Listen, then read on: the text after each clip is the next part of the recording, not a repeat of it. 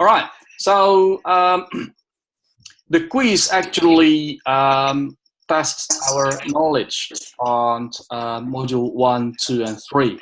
Okay. Module 1, I do expect that you're familiar with module 1.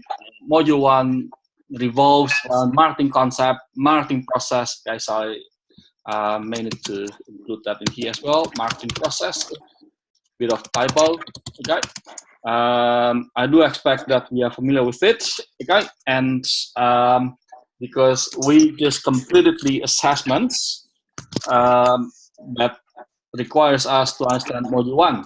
Okay, and the second thing that we also need to understand from module 1 is the marketing environment. Okay, so marketing environments that includes micro and macro environments.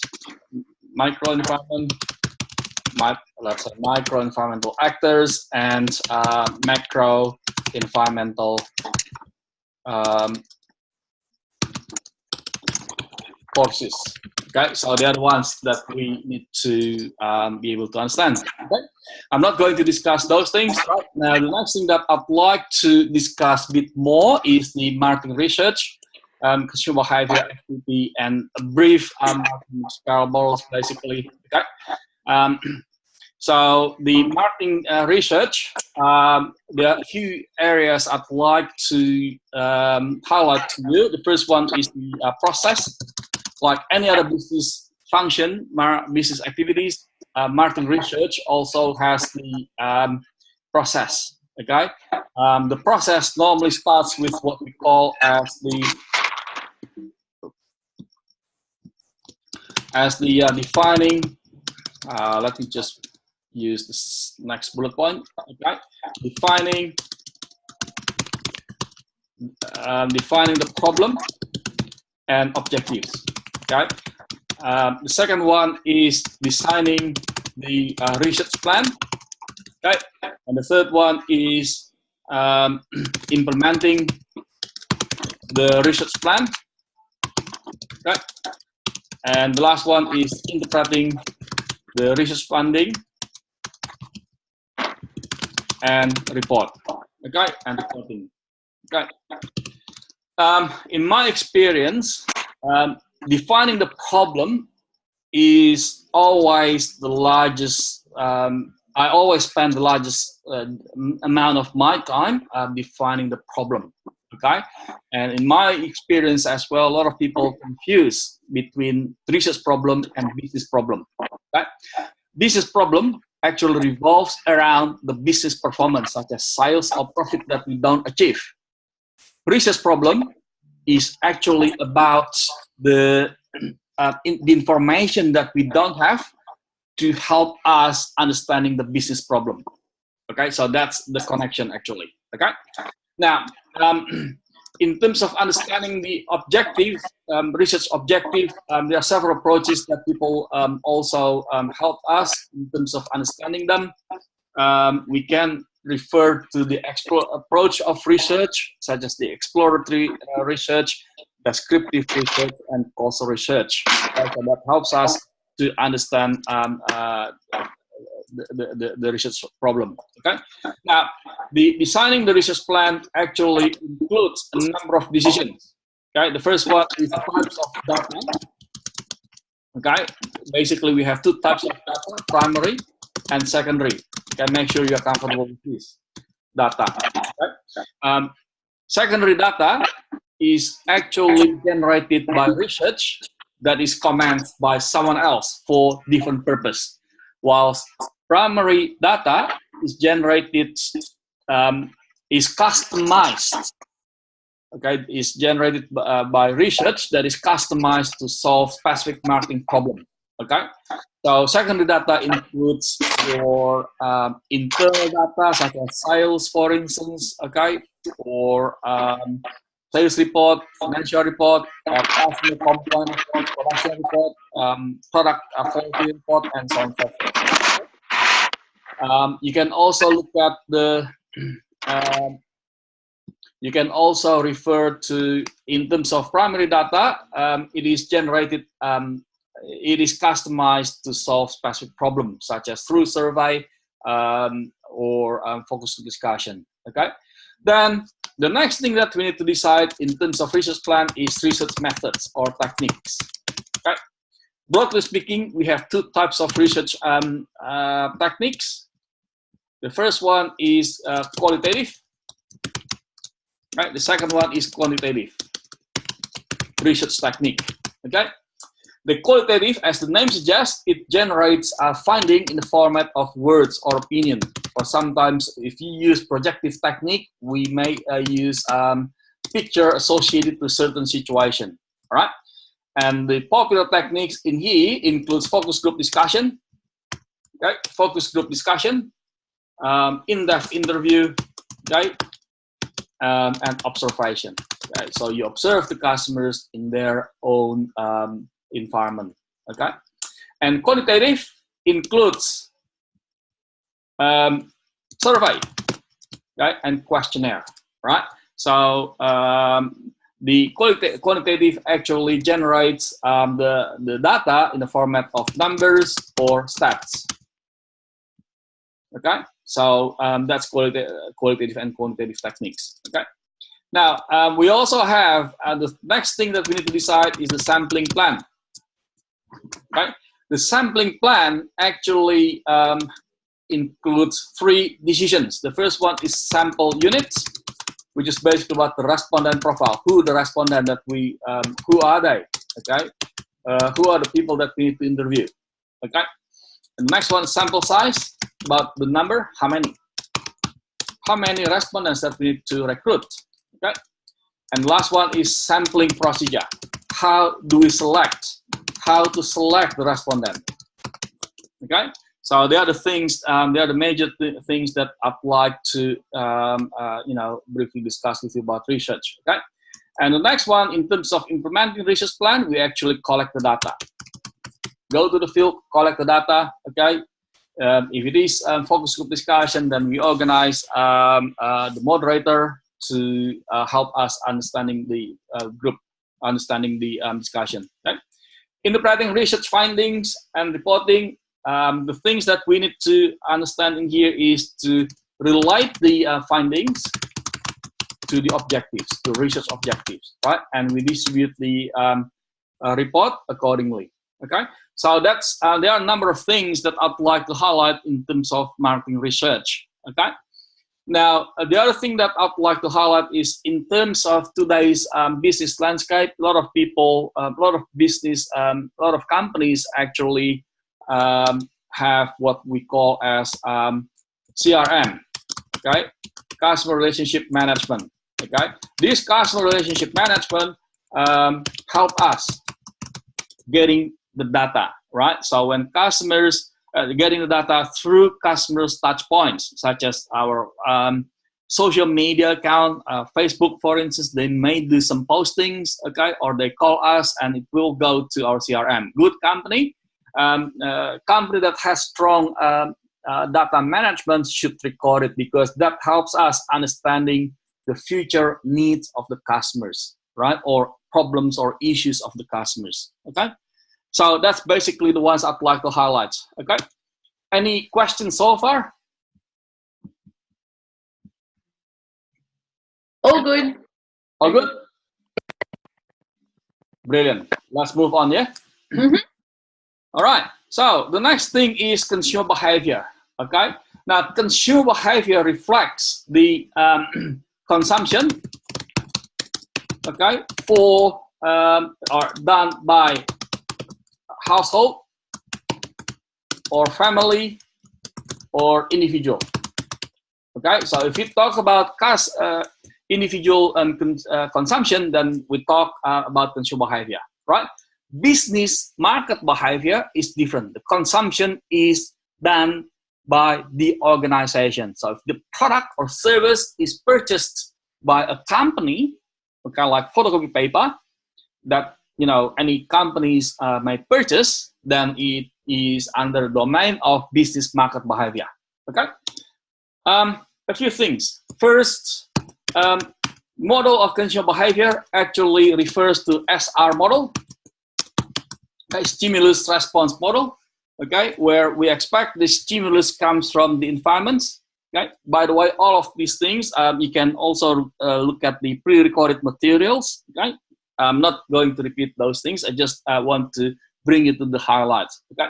So stimulus includes the anything from the environment, such as marketing stimulus, such as the product price promotion. Okay, that gives stimulus for the customers in making decision. Okay.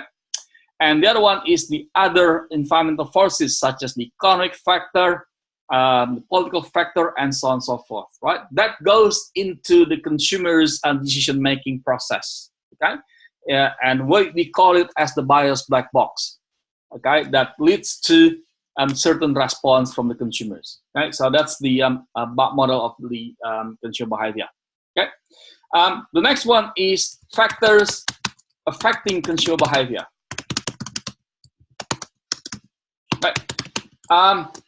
Different textbook may have different approach in terms of explaining the factors affecting consumer behavior. Okay, the eText that you can also access actually. Okay, suggest three groups of factor. Okay, the situational factor, the personal factor, okay, and psychological factor. Okay, psychological factors.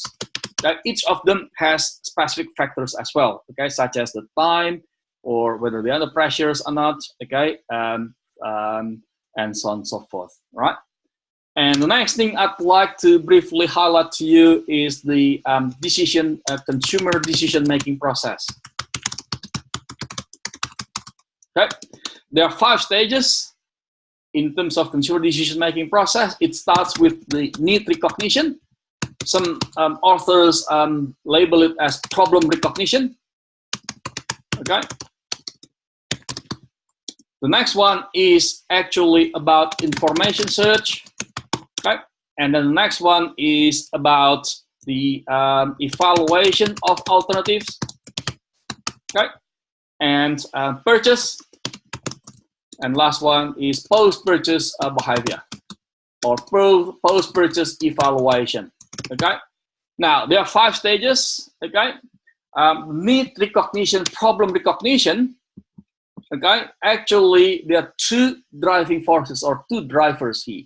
The first one is internal, which is basically internal. That reflects the internal customer's need or wants. Okay, if we are hungry, then it is driven by internal. Okay, or external, right? The external factor stimulus, the external factor actually triggers us to think about, yeah, we need that. Okay, that includes the environmental factors, okay, and also the marketing mix variables. Okay, so let's say when we push the trolley in the shopping mall, we found a product and that triggers a need for us. Hey, why don't I buy that? Okay, so that's need recognition. Okay, now after need recognition, we have what we call as information search. This is the process where the customers or the consumers do some research. Okay. What do they research? They research the sources of information. There are 4 types of sources of information, but the ones I'm going to discuss here are the main one. The first one is commercial source of information, which is basically anything that the company provides. So that provides us with official information, okay, because they are provided by the marketing organization, either through website, advertising campaign, catalog, and so on and so forth. Okay. The next one is personal network, okay? That provides us with consideration and evaluation as a consumer, okay? Now, the 2 of them have different functions. The commercial source of information actually helps us providing with the official information. Without that, it's hard for us to make decision. But the personal network actually helps convincing the consumers, because consumers may trust them better rather than the commercial information. Okay, so the outcome of this information search revolves around options. Okay, that leads us to the evaluation of alternatives. Here, the consumers evaluate the alternatives in terms of what? In terms of everything, including the marketing mix, variables, okay, the service, okay, the dealer, the salesperson, anything they juggle. This is where they weigh in everything for their decision. Okay. And then we have what we call as the purchase. So the customer's action to purchase it. They may still change it, by the way. Okay, but this is the stage where customers action to it. Okay, and last one is the post-purchase evaluation, which is basically about whether the customers like the decision or not, satisfied with the decision or not. Okay, so this is the post-purchase evaluation. Now, if you look at that, starting from the top, okay. There are 5 stages, okay? In real life, customers may not go through everything, okay? Customers may not go through everything, okay? So there are occasions where customers do not go through everything in here, right? But there are occasions where consumers go through every single thing, okay? So the first one is extended decision-making process. Okay, where the customers go through everything comprehensively. Okay, why is that? Because the risk is quite high. The risk of making mistakes financially and socially is quite high. Okay, therefore they go through every single thing. Okay, so if you buy a car, then you will go through everything because the risk is quite high. Okay, the second one is moderate decision making, okay, which is basically asking the consumers to go through everything, but not comprehensively. Not comprehensively. Why is that? Because again, the risk is moderate. Okay, and the last one is actually what we call as the habitual decision making. Okay, in here the risk is low. Okay, because we have the experience and the financially it is not that painful if we make wrong decision. Okay, so in here examples in this instance includes the grocery products such as milk, breakfast cereal, and so on and so forth. Okay, so so that's one in terms of consumers decision making process. Okay, now the other thing I'd like to highlight in terms of consumer behavior is low and high level of involvement. Okay, this actually includes the risk, okay, related to the risk in making decision.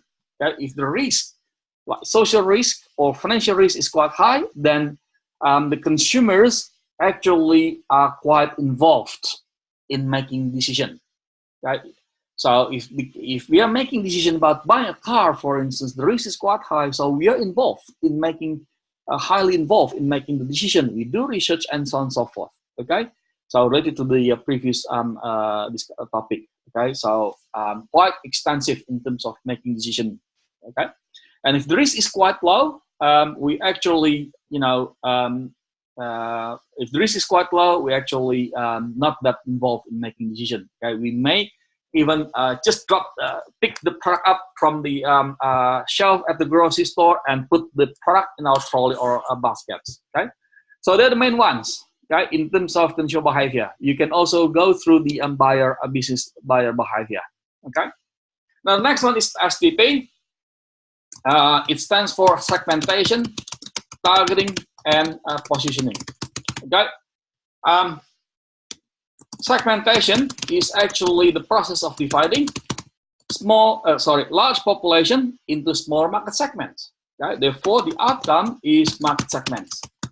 Okay? We will get market segments. Okay? Now, I would like to recommend you, there are several approaches, but the one that I would like to recommend you to understand is the 4 segmentation variables. Okay? We are going, look, you need these, you need to understand these variables, okay, like geographic, demographic, okay, psychographic, and behavioral, okay, because they are the ones that you want to use for your assessment 3 as well, okay. Geographic is actually the segmentation variable that we use to divide a large population, the smaller market segment, based on geographical units, such as the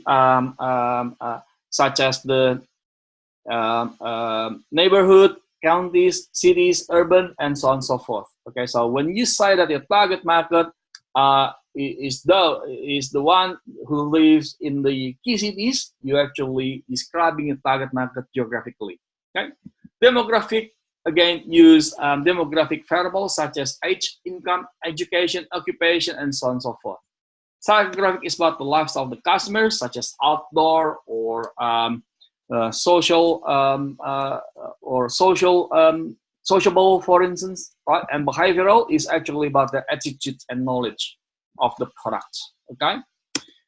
And then we come to the targeting, which is actually about making decision about the target market through evaluating and selecting the market segments. Okay, there are several approaches. I'm going to leave it to you to go through the approaches of targeting strategy. Okay, and then we look at the positioning, which is actually about how the product is defined by the consumers based on its important attributes. Okay, or it is the image that the consumers have in their mind to describe our products. Okay. The other thing I'd like to highlight is for the concept positioning statement, where it is actually about a statement that encapsulates the positioning strategy of a brand or company. Okay. So we normally write it as using certain formula: to whom, or target market. Okay. Or target market, right? With what need, our brand is what concept or promise that we want to deliver for the customers, with what point of differentiation. Okay, so that's the one that I'd like to highlight to you in terms of SDP. Look, in terms of SDP, I just want to mention again that please understand the SDP in your company, because that helps you appreciating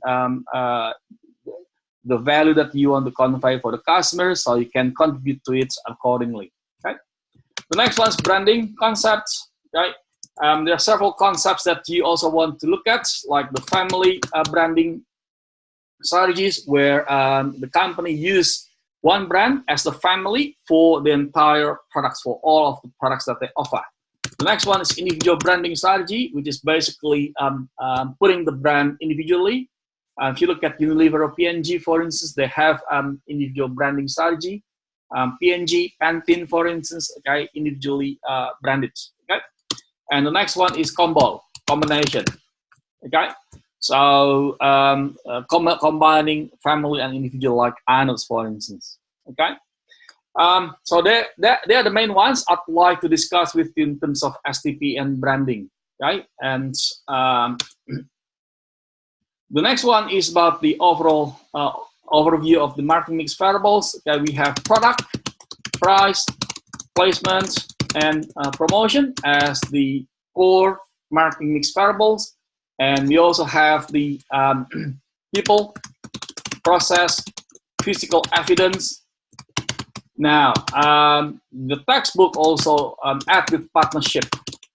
Okay, so that will make the 8 marketing mix variables that we need to understand, that we need to describe, that we need to address for our assessment 3 as well. Okay, so they're the main ones I'd like to discuss with you tonight. Any questions? No, all good, thanks. All good. Brilliant. Rachel, what I'm going to do next is to play the games, right? To give you some practice quiz. Remember, please make sure that you go through the your eText, go through module 1, 2, and 3. Okay. Yep. And yeah, look, there are 25 questions in there, and each question allows you 30 seconds. Okay. What I'm going to do now is to exit from the meeting room, all right? And I'm not, because we only have a few more minutes left now, and I'm not going to record that the practice quiz, yeah? And you can come back to the meeting room by clicking the same link. Is that okay? Yeah, that's fine. Brilliant. All right, I'll see you then. Okay, thanks.